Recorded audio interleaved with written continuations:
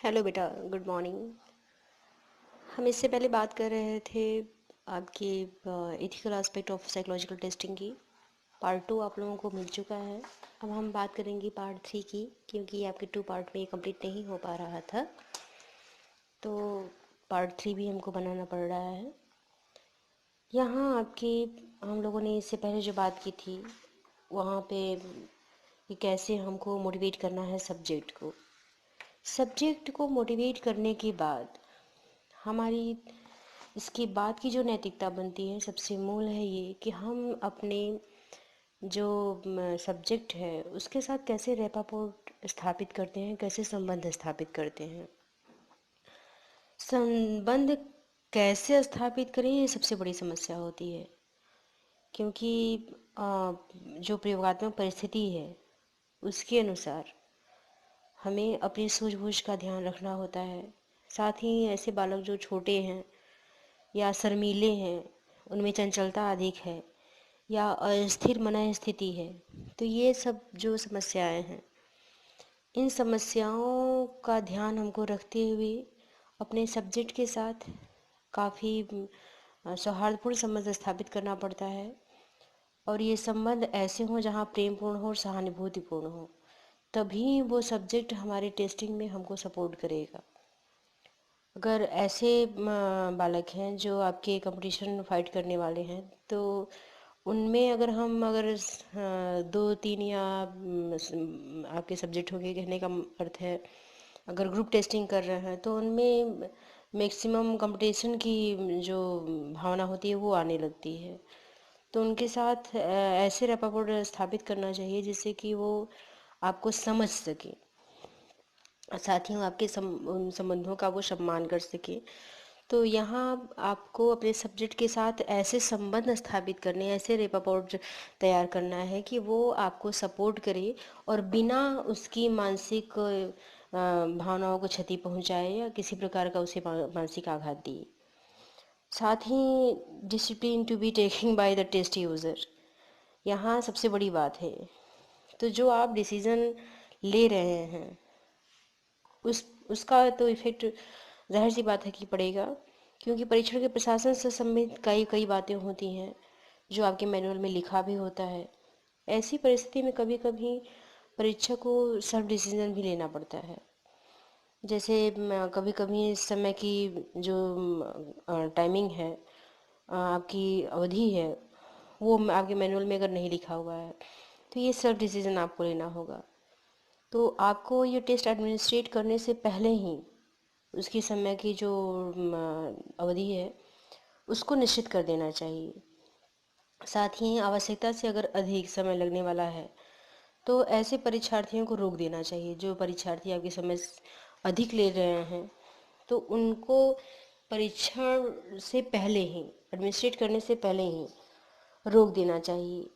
या ऐसे परीक्षण है जिसमें परीक्षक खुद परीक्षण के जो प्रश्न हैं उनके एकांशों का या उनके पदों का जो सीक्वेंस है वो बदल रहा है, जैसे स्टैनफोर्ड बिने टेस्ट है, तो उनको अगर वो बदलना है तो आप पहले ही इस एडमिनिस्ट्रेशन से पहले ही इस क्रिया को आप कर लीजिए।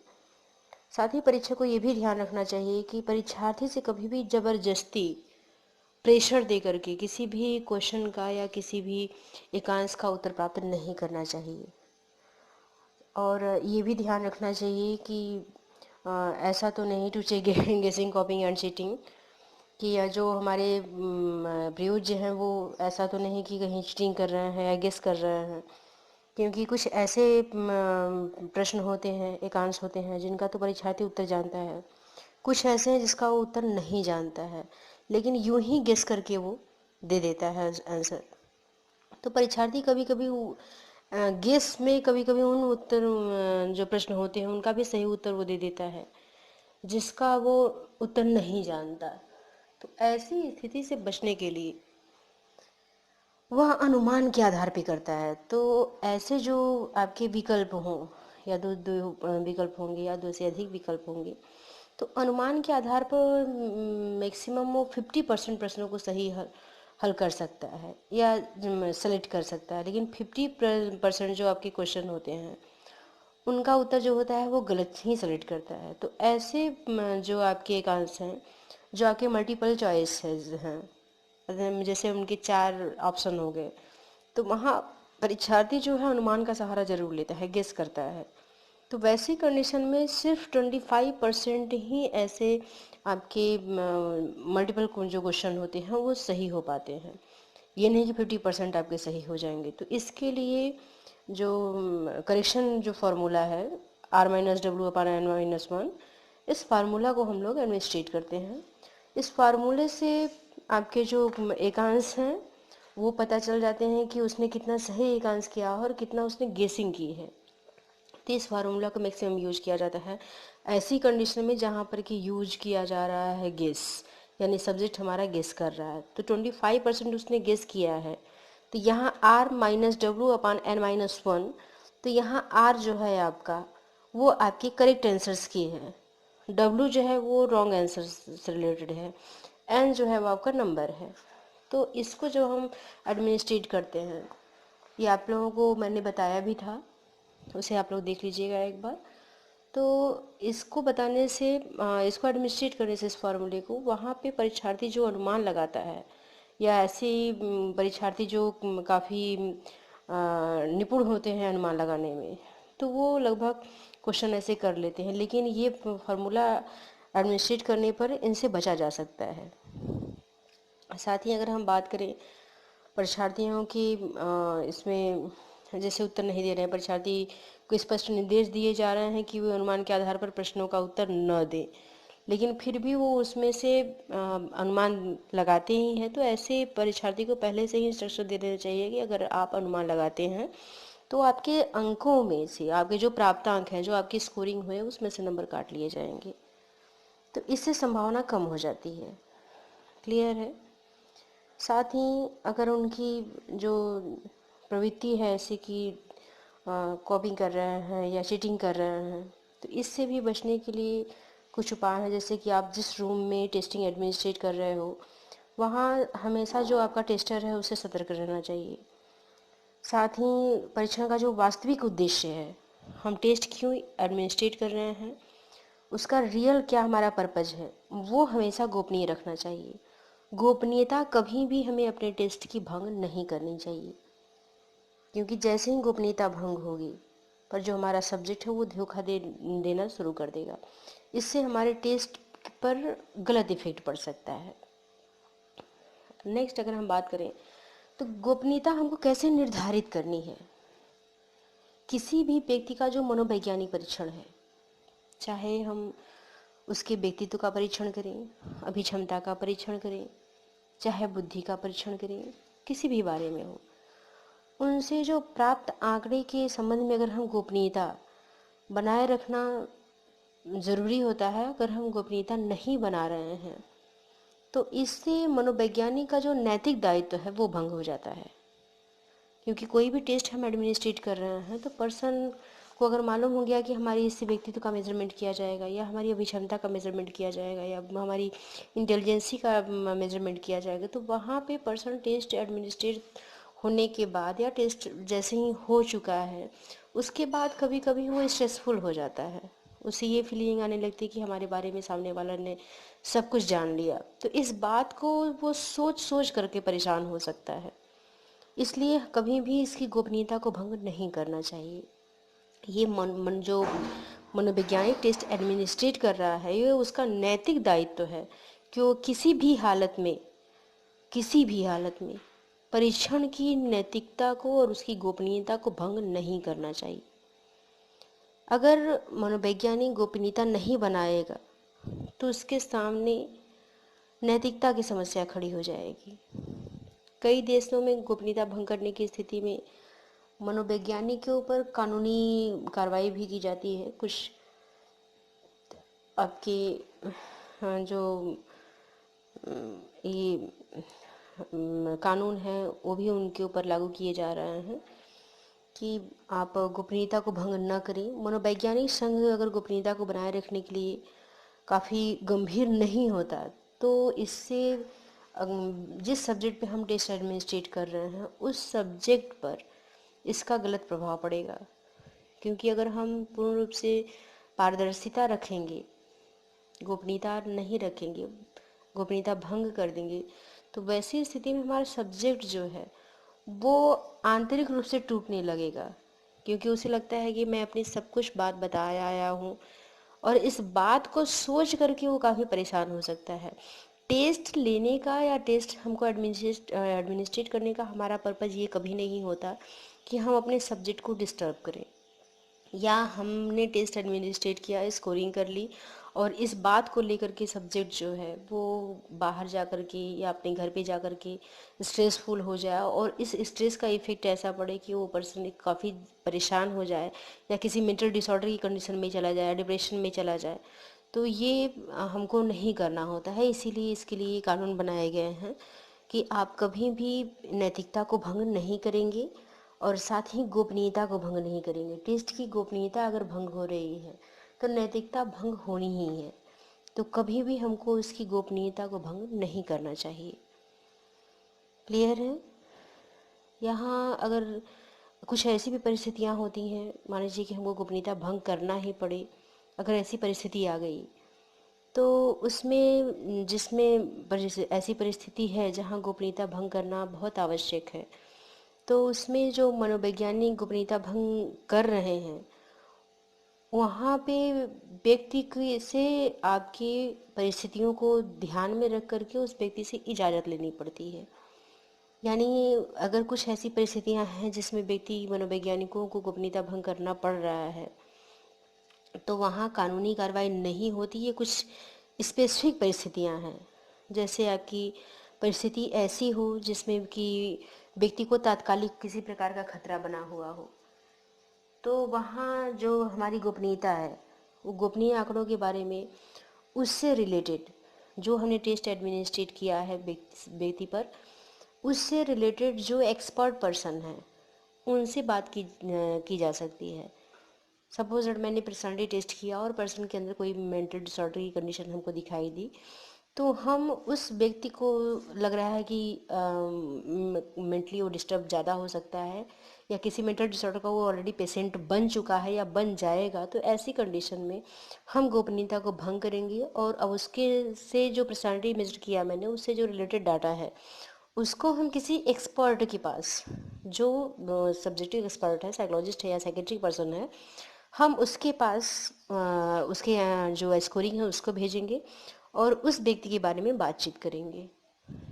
पहली तो परिस्थिति आपकी ये हो गई। दूसरी परिस्थिति है आपकी कि यदि व्यक्ति स्वयं, जिसका मैंने टेस्ट किया है, जिस पर टेस्ट एडमिनिस्ट्रेट किया गया है, वो व्यक्ति यानी हमारा सब्जेक्ट खुद ही अगर गोपनीय तथ्यों के बारे में किसी व्यक्ति से बात करने के लिए कहे, या वो खुद चाह रहा है कि हमारी जो टेस्टिंग की गई है इसके डाटा को किसी दूसरे व्यक्ति को बतलाया जाए, उनसे सलाह ली जाए, अगर वो व्यक्ति स्वयं इजाज़त दे रहा है, तब जाकर किसी एक्सपर्ट से बात की जा सकती है। तीसरी इसकी कंडीशन ये है कि अगर व्यक्ति के गोपनीय के आंकड़ों के बारे में किसी दूसरे व्यक्ति से बात करने से अगर फ़ायदा हो रहा है, मान लीजिए कोई इंटेलिजेंस टेस्ट या एटीट्यूड आपकी अभिक्षमता परीक्षण किए जा रहे हैं, एप्टीट्यूड टेस्ट किए जा रहे हैं, तो व्यक्ति के बारे में हम जो डिसीजन ले रहे हैं उससे, वो डिसीज़न लेने से पहले किसी एक्सपर्ट से हम बात करें और उनके अकॉर्डिंग इनकी कैरियर सिलेक्शन में अगर सपोर्ट हो सके, कुछ मदद हो सके, अगर ऐसी सिचुएशन होती है तो वहाँ पर भी एक्सपर्ट से बात की जा सकती है और यहाँ पर गोपनीयता भंग की जा सकती है। यहाँ कहने का अर्थ ये है कि जब भी हम गोपनीयता भंग करेंगे तो व्यक्ति की स्वयं इजाज़त होनी चाहिए या उसके फैमिली में से किसी मेंबर्स के द्वारा लिखित इजाज़त होनी चाहिए। यदि लिखित इजाज़त नहीं है तो हम कभी भी टेस्ट की गोपनीयता को भंग नहीं करेंगे उस व्यक्ति से संबंधित। किसी भी टेस्ट को एडमिनिस्ट्रेट करते समय हमको इस बात का ध्यान रखना आवश्यक होता है, टेस्टर को ये बात हमेशा ध्यान रखना चाहिए कि हम जिस व्यक्ति पर टेस्ट एडमिनिस्ट्रेट कर रहे हैं उस व्यक्ति को शारीरिक रूप से या मानसिक रूप से या किसी अन्य प्रकार से कोई तकलीफ न पहुंचे। जहाँ तक संभव हो व्यक्ति को अधिक से अधिक कल्याण युक्त भावनाओं को रखना चाहिए। यानी हम जब भी टेस्ट करें तो ये हमेशा ध्यान रखना है कि व्यक्ति को, जो हमारा सब्जेक्ट है, उसे शारीरिक रूप से या मानसिक रूप से किसी भी प्रकार की तकलीफ न हो, उसे अधिक से अधिक लाभ पहुँचे। पर्पज यही होना चाहिए और जहाँ तक संभव हो इसका प्रयास भी करना चाहिए। साथ ही व्यक्ति या सब्जेक्ट की कल्याण युक्त भावना के साथ ही जो परीक्षण है, हमको उसकी भी सुरक्षा करनी चाहिए।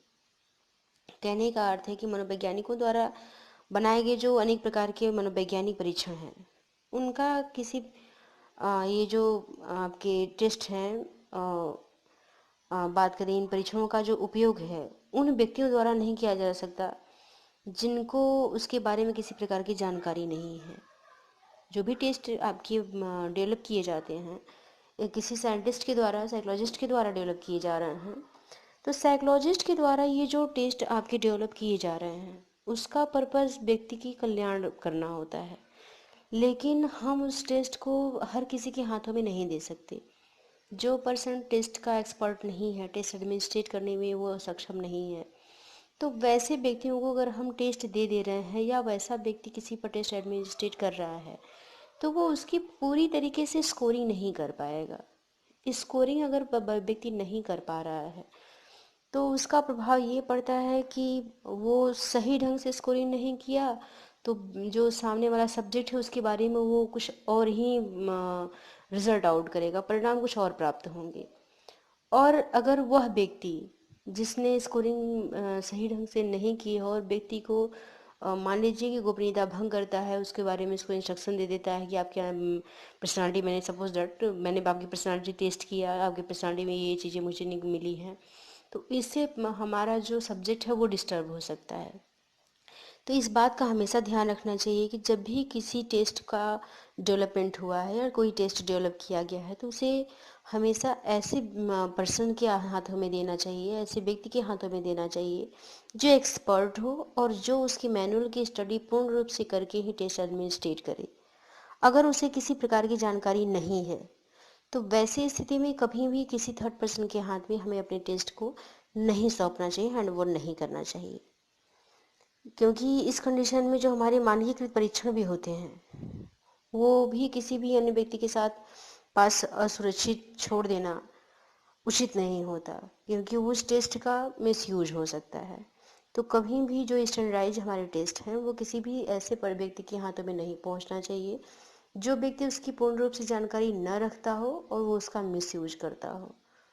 तो कभी भी टेस्ट को हमको सिक्योर करके रखना चाहिए, टेस्ट की पूर्ण रूप से हमें सुरक्षा करनी चाहिए। हर व्यक्ति को टेस्ट एडमिनिस्ट्रेट करने की इजाज़त नहीं मिलनी चाहिए।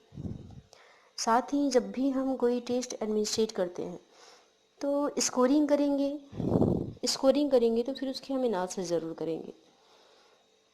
कहने का अर्थ है व्यक्ति पे जो टेस्ट एडमिनिस्ट्रेट किए गए हैं, उस टेस्ट से जो हमारे प्राप्तांक हैं, उसकी व्याख्या, उसकी एनालिसिस हमेशा एक्सपर्ट द्वारा की करनी चाहिए। साथ ही उस सब्जेक्ट के माता पिता या अन्य लोगों के सामने करना सही होता है।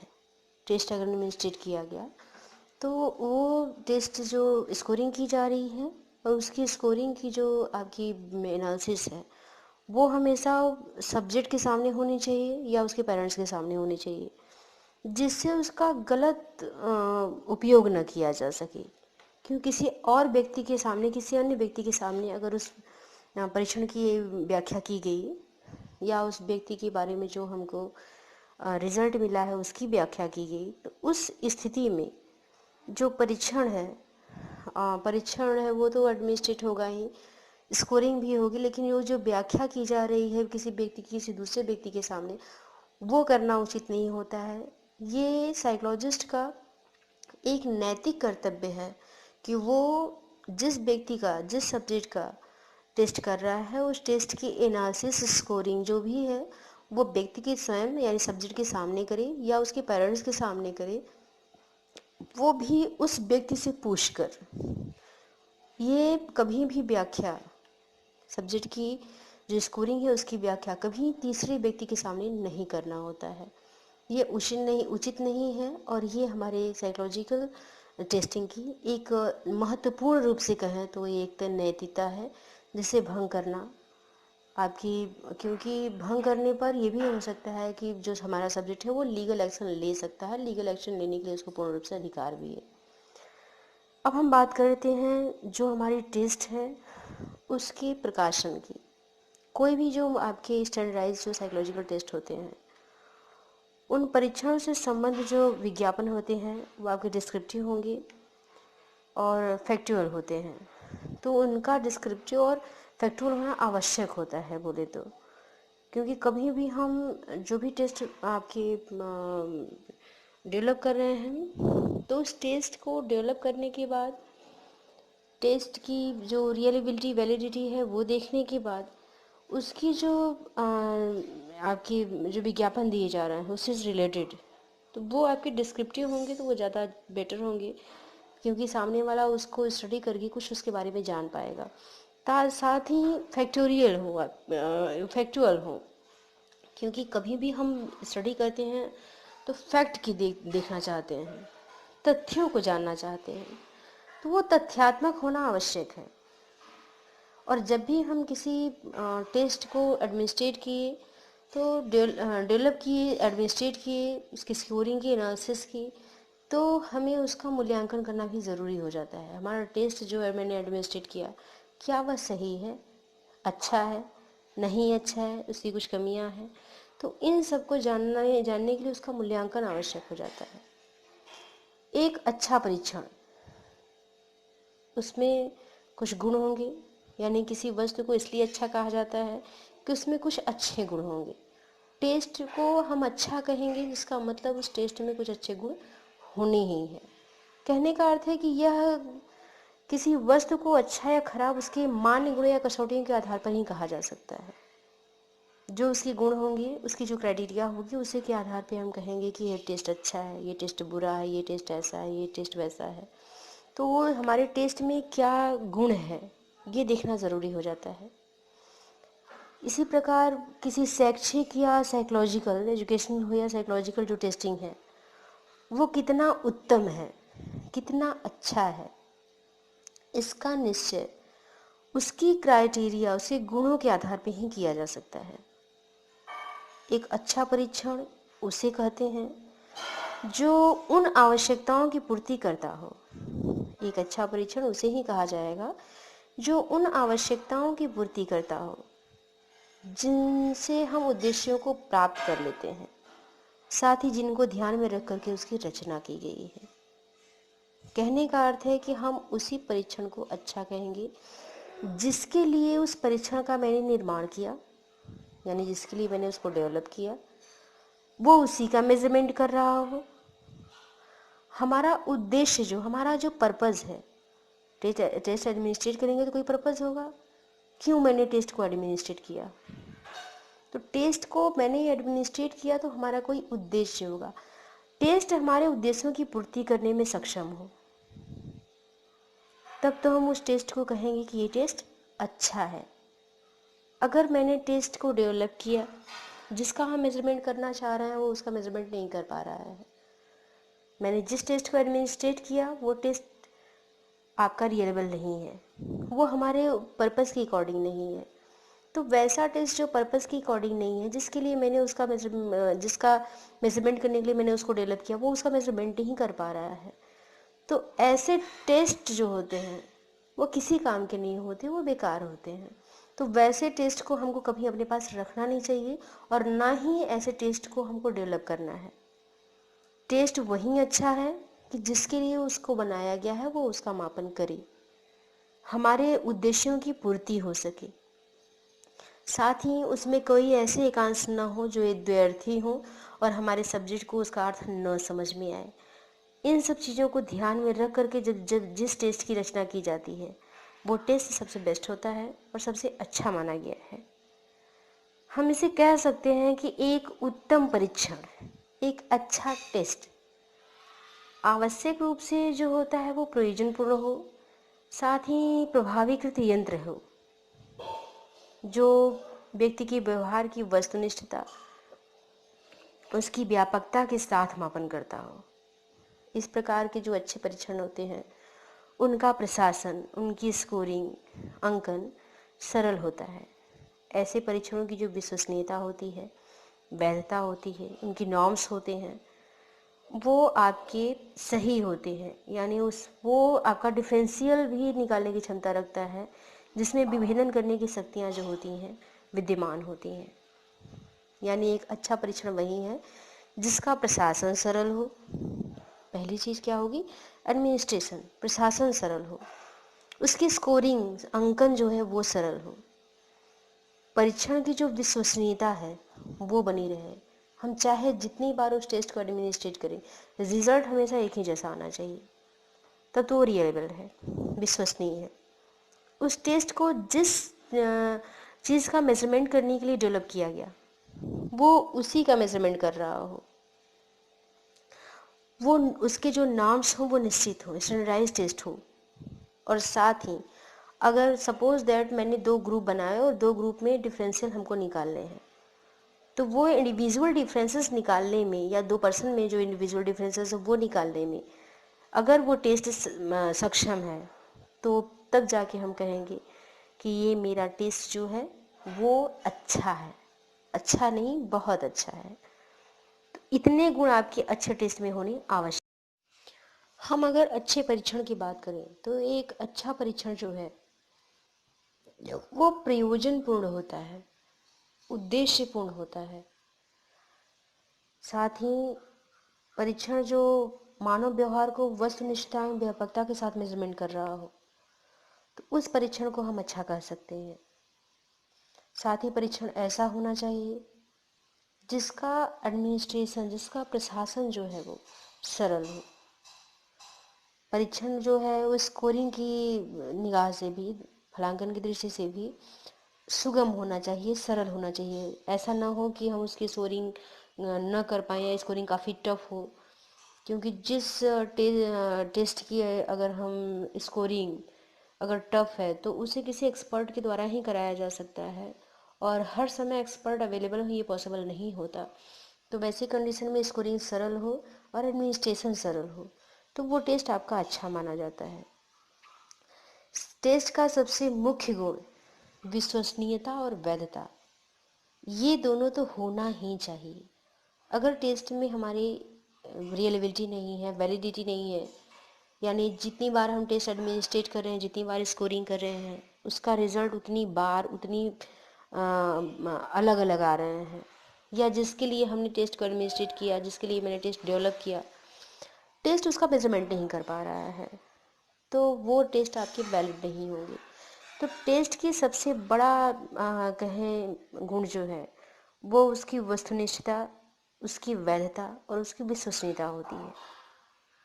इसलिए एक अच्छे परीक्षण में वस्तुनिष्ठता और व्यापकता का गुण होना ही चाहिए, उसमें वैधता का गुण हो, विश्वसनीयता का गुण हो। साथ ही अगर 2 व्यक्ति हैं या 2 समूह हैं तो उसके बीच में जो इंडिविजुअल डिफरेंसेस होते हैं, जो विभेदन करने की क्षमता होती है, वो आपका सही हो। यानी हमारा टेस्ट 2 लोगों के बीच में या 2 समूहों के बीच में विभेदन करने की क्षमता रखता हो।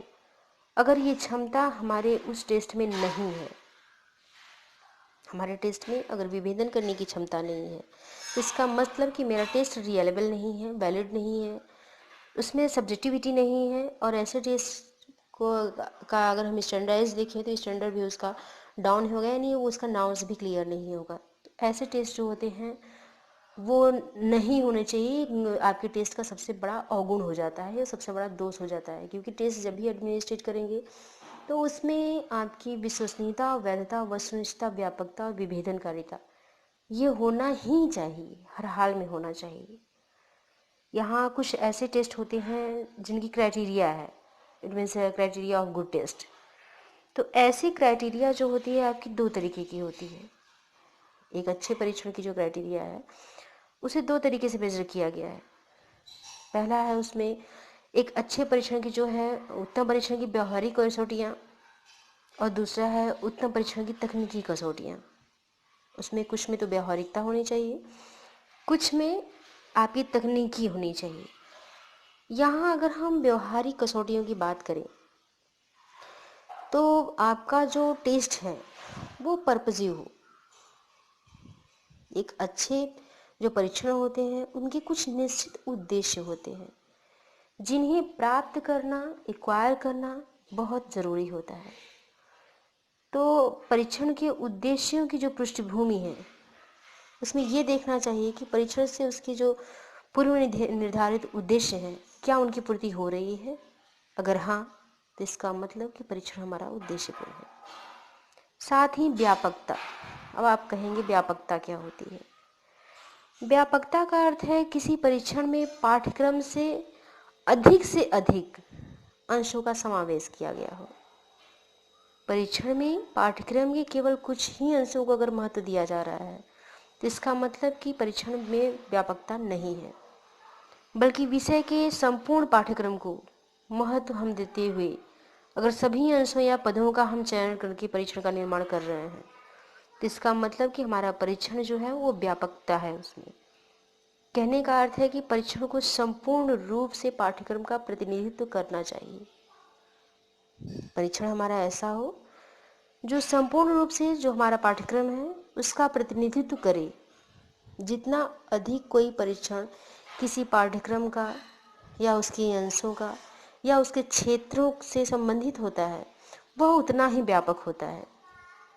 और ये होता है आपके परीक्षण डेवलप करते समय, यानी जिस समय हम परीक्षण की रचना कर रहे होते हैं। तो परीक्षण की रचना करते समय पाठ्यक्रम को ध्यान में रखना चाहिए और पाठ्यक्रम से संबंधित जो सभी तथ्य हैं, जो विषय सामग्री हैं, उनको लेकर के उसका प्रतिनिधित्व करने वाले न्यायादर्श को लेना चाहिए। यानी सभी तथ्यों को अगर लेना संभव नहीं है तो हम उसका न्यायादर्श यानी सैंपल ले लें और सैंपल के आधार पे जो चुने गए प्रश्नों की सूची होती है या परीक्षण में जो परीक्षार्थी की सफलता या असफलता के आधार पे हम उसके संपूर्ण विषय के तथ्यों के जो ज्ञान की जानकारी प्राप्त करते हैं तो उसको हम लेकर के सूची को लेकर के उसको उसमें इंक्लूड करना चाहिए। क्लियर है? यहाँ तथ्यों का कितना भाग लिया जाए अब इस ये चर्चा ज़रूरी है कि हम कोई फैक्ट्स ले रहे हैं, कोई सूची ले रहे हैं तो हमको कितने पार्ट्स को उसके इंक्लूड करना चाहिए। तो परीक्षण का कितना भाग लिया जा रहा है यह परीक्षण की व्यापकता को इंगित करता है। वैसे ही काफ़ी कहें तो विवादास्पद भी प्रश्न है कि हम परीक्षण में कितने विषयों को ले रहे हैं, कितने पाठ्यक्रम को ले रहे हैं। तो परीक्षण में कितने प्रश्न लिए जाएं जिसे ये पूर्ण रूप से पाठ्यक्रम का प्रतिनिधित्व कर रहा हो, इसका निर्णय आपका परीक्षण निर्माता स्वयं ले तो ज़्यादा अच्छा होता है। साथ ही जो परीक्षण को उद्देश्य है, परीक्षण का जो हमारे उद्देश्य है उसको ध्यान में रख कर ही हमको पाठ्यक्रम के जो विषय वस्तु हैं उनका चयन करना चाहिए। लेकिन परीक्षण इतना व्यापक होना चाहिए जिससे कि उसकी वैधता जो है वो बनी रहे। परीक्षण को व्यापक बनाने के लिए परीक्षण के सभी जो व्यवहारिक उद्देश्य हैं हमें उसका पूर्ण रूप से ध्यान रखना आवश्यक होता है। साथ ही जिस परीक्षण को हम डेवलप कर रहे हैं उसका टाइम और कॉस्ट बहुत बड़ी बात है यहाँ पे कि परीक्षण का जब हम समय सीमा निश्चित करते हैं कि ये परीक्षण 1 घंटे का होगा, ये परीक्षण 2 घंटे का होगा, 2.5 घंटे का होगा, 3 घंटे का होगा, आधे घंटे का हो, तो जो भी मैंने टाइम सेटिंग की है उसकी जो मैंने सीमा निश्चित की है वह परीक्षण उत्तम माना जाता है जो कम समय में परीक्षार्थियों की उपलब्धियों का मेजरमेंट कर सके। क्योंकि बहुत ज़्यादा जिस परीक्षण में या जिस टेस्ट में टाइमिंग चली जाती है वहाँ पर जो हमारा परीक्षार्थी होता है वो स्ट्रेसफुल हो जाता है, थकान अनुभूत करने लगता है।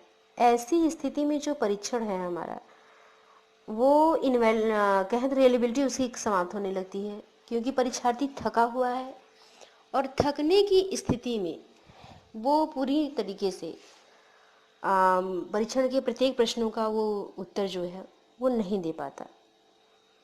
तो यहाँ परीक्षण का ये ध्यान रखना आवश्यक होता है कि परीक्षण की जो समय सीमा हो वो कम हो और ज़्यादा से ज़्यादा अचीवमेंट टेस्ट किया जा सके, परीक्षार्थियों की उपलब्धियों का मेजरमेंट किया जा सके। इससे समय की बचत होती है। और साथ ही अगर हम कहें कि परीक्षण में जो प्रश्नों की संख्या है उसकी लंबाई भी आपकी बहुत अधिक नहीं होनी चाहिए। क्योंकि वो अगर लंबाई बहुत अधिक प्रश्नों की होगी तो इससे परीक्षार्थी में उबन होने लगती है और उबन से विश्वसनीयता और विविधता प्रभावित होने लगती है। कम कीमत में अच्छी अगर हम टेस्ट डेवलप कर पाएँ तो ये हमारे टेस्ट के लिए हमेशा अच्छा होता है। कहने का अर्थ है कि जहाँ कम कास्ट में अच्छे परीक्षण को डेवलप किया जा सके तो वो टेस्ट आपका सबसे ज़्यादा अच्छा माना जाता है, लेकिन उसकी रियलेबिलिटी वैलिडिटी अच्छी होनी चाहिए, उद्देश्यपूर्ण होनी चाहिए।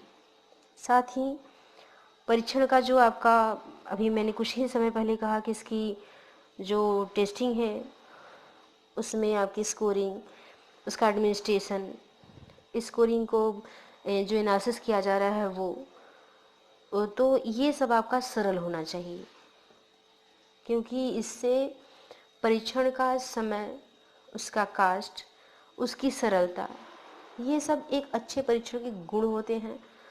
और मनोवैज्ञानिक परीक्षण का ये नैतिक पक्ष है, मनोवैज्ञानिक परीक्षण का ये नैतिक पक्ष है जिसमें कि उसका कास्ट कम हो, टेस्ट का जो हम डेवलप कर रहे हैं उसका कास्ट कम हो, वो सरल हो, उसमें जो स्कोरिंग है वो इजी गोइंग हो, उसकी एनालिसिस इजी गोइंग हो, ताकि कहीं भी उसको एडमिनिस्ट्रेट किया जा सके और टेस्ट एडमिनिस्ट्रेट करके हम निश्चित निष्कर्ष पर पहुंच सकें। क्लियर है? अब यहाँ हम टेक्निकल क्राइटेरिया की बात करें अच्छे टेस्ट की, तो यहाँ कुछ उसकी टेक्निकल क्राइटेरिया होती हैं। उसमें टेक्निकलिटी में हम सबसे पहले आते हैं वैलिडिटी पे।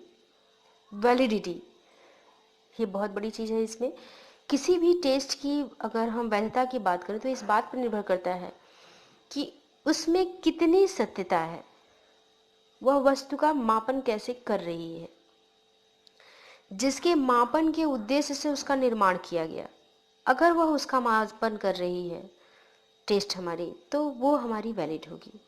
स्पष्ट है यहाँ पे कि परीक्षण की वैधता जो होती है उसके उद्देश्यों से उसका घनिष्ठ संबंध है। हम क्यों कोई टेस्ट डेवलप कर रहे हैं, किसका मेजरमेंट करने के लिए कर रहे हैं, हमारा पर्पस क्या है। अगर हमारे पर्पस को, हमारे उद्देश्य को टेस्ट जो है, हमारी परीक्षण जो है वो पूर्ण करने में सफल है, तो इसका मतलब कि उसमें वैलिडिटी है, और ये इसका टेक्निकल जो क्राइटेरिया है। दूसरी बात हम लोग करेंगे विश्वसनीयता या रियलेबिलिटी की। तो आपकी वैलिडिटी की ही तरह जो रियलेबिलिटी है वो भी एक अच्छे टेस्ट का, एक अच्छे परीक्षण का मूल विशेषता है। एक अच्छे परीक्षण की टेक्निकल क्राइटेरिया ये भी है आपकी विश्वसनीयता। विश्वसनीयता किसी भी परीक्षण पर व्यक्ति के प्राप्तांकों की संगति है।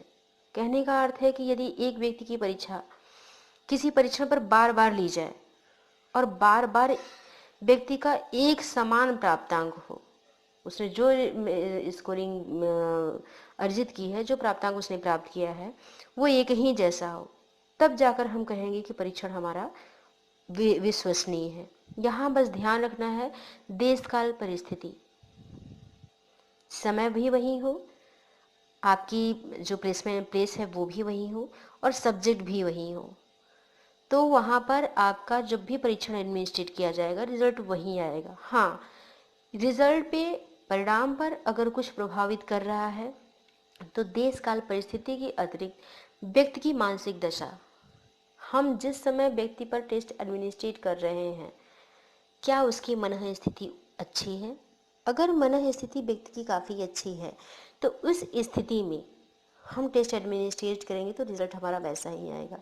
लेकिन अगर पर्सन की मनः स्थिति ठीक नहीं है, वो डिस्टर्ब है, किसी बात को लेकर के चिंतित है, चिंतन में लगा हुआ है, इमोशनल किसी प्रेशर में है, तो वैसी कंडीशन में जब हम टेस्ट एडमिनिस्ट्रेट करेंगे तो उसकी रियलेबिलिटी जो है आने की संभावनाएं कम हो जाती हैं। क्लियर है?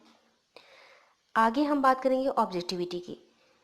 ऑब्जेक्टिविटी पूर्ण रूप से वस्तुनिष्ठता। वस्तुनिष्ठ परीक्षण वैसे परीक्षण को कहा जाता है जिसके द्वारा परीक्षार्थी की उपलब्धि यानी अचीवमेंट, उसका परफॉर्मेंस, उसे दे करके प्रत्येक परीक्षक एक ही निर्णय दे। यहाँ ध्यान दीजिएगा, वस्तुनिष्ठता होने से परीक्षार्थी की जो निष्पादन का मूल्यांकन है वो करते समय जो परीक्षक है, जो टेस्टर है, उसका व्यक्तिगत प्रभाव नहीं पड़ना चाहिए। यानी यहाँ पर आत्मनिष्ठता ना हो। परीक्षक और परीक्षार्थी की जो परफॉर्मेंस है उसको ध्यान में रख करके ही अगर वो उसकी स्कोरिंग कर रहा है, उसे अंक दे रहा है, तब तो परीक्षण आपका वस्तुनिष्ठ है। इसके विपरीत अवस्था में परीक्षण आपका इनवैलिड हो जाएगा। यानी हम परीक्षार्थी या सब्जेक्ट के साथ, टेस्टर है और सब्जेक्ट है, जो टेस्ट ले रहा है वो उसके साथ संबंध सौहार्दपूर्ण बनाए रखे, प्रेमपूर्ण बनाए रखे, ये अच्छी बात है। लेकिन संबंध का प्रभाव अगर स्कोरिंग पे पड़ रहा है, हम जब स्कोरिंग कर रहे हैं, फलांकन कर रहे हैं, अंकन कर रहे हैं, तो उस समय जो हम अंक प्रदान कर रहे हैं, वो अंक प्रदान करते समय अगर मैंने सब्जेक्ट को ध्यान में रख करके दिया है, वो मैंने अंक दिया है तो सब्जेक्ट को ध्यान में रख के वो बहुत अच्छा है, अच्छी है, तो जो मुझ वहाँ अगर टेस्टर को अच्छी लगी या अच्छा लगा, तो उस कंडीशन में जो अंक दिया जा रहा है वो आत्मनिष्ठ हो जाएगा। यहाँ हम जज कर रहे हैं, हम सब्जेक्ट को जज कर रहे हैं, और जज करने के लिए हमें कभी भी आत्मनिष्ठता नहीं दिखानी, पक्षपातपूर्ण व्यवहार ना हो। अगर मैंने पक्षपातपूर्ण व्यवहार किया है तो इसका मतलब कि मैंने टेस्ट की ऑब्जेक्टिविटी को ख़त्म कर दिया। तो किसी भी परीक्षण का वस्तुनिष्ठ होना अत्यंत आवश्यक है, क्योंकि इसी वस्तुनिष्ठता से विश्वसनीयता और वैधता दोनों प्रभावित होती है। और डिस्क्रिमिनेटिंग पावर, किसी भी परीक्षण में डिस्क्रिमिनेटिंग पावर तो होना ही चाहिए। जब वो अधिक उपलब्धि और कम उपलब्धि वाले छात्रों में अगर वो मान लीजिए कोई अचीवमेंट में बहुत हायर है, कोई अचीवमेंट में बहुत लोअर है, तो उसके बीच में जो डिफरेंसेस हैं उसको वो निकाल सके, डिफरेंसेस को बता सके। ऐसे जो टेस्ट होते हैं वो आपके, अगर डिस्क्रिमिनेटिंग पावर है अगर टेस्ट में है, तो वो टेस्ट मेरा वैलिड भी होगा, रियलेबल होगा और काफ़ी अच्छा, यानी टेक्निकल जो क्राइटेरिया है उसके, वो उसको फुलफिल कर रहा है। साथ ही नार्म्स की बात करें तो नार्म्स, किसी भी टेस्ट का जो नार्म्स है, मानक, मानक वह अंक है जो प्रतिनिधि प्रज्ञों या जो हमारे सैंपल होते हैं उनसे प्राप्त किए जाते हैं। परीक्षण के जो मानकों को अगर बड़े हम सैंपल पे अगर हम एडमिनिस्ट्रेट कर रहे हैं, तो उसी से हम ज्ञात कर सकते हैं कि हमारा जो टेस्ट है उसका नॉर्म्स कैसा है। तो नॉर्म्स अच्छा होना ये डिपेंड करता है कि जो मानकों का प्रयोग किसी व्यक्ति की समूह में क्या स्थिति है, ये अगर हमको मेजर करना होता है तो हम यहाँ नॉर्म्स देखते हैं, और किसी भी टेस्ट का नॉर्म सिस्टमाइज होना बहुत आवश्यक होता है। क्लियर है यहाँ पर?